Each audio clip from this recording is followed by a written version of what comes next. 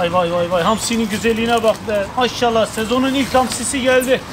Vay vay vay vay, leblebi leblebi. Hasret bitti.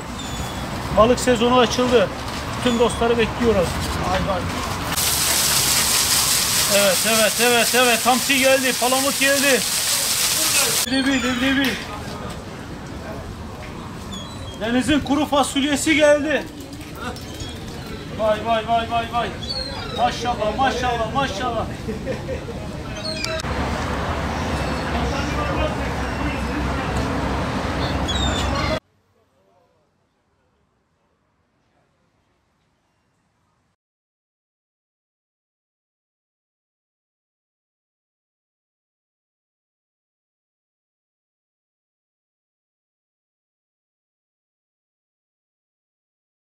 Bu sene inşallah bol bereketli bir sene olacağını düşünüyoruz. Dün saat 12'den sonra av yasağımız bitti. Balık sezonu açıldı.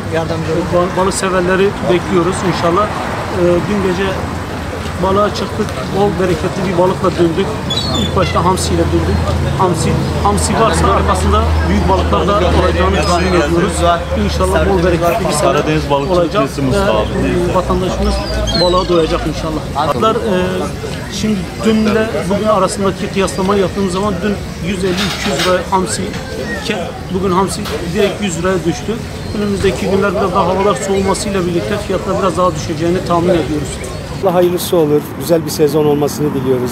Bütün balıkçılara, arkadaşlarımıza rast gelsin.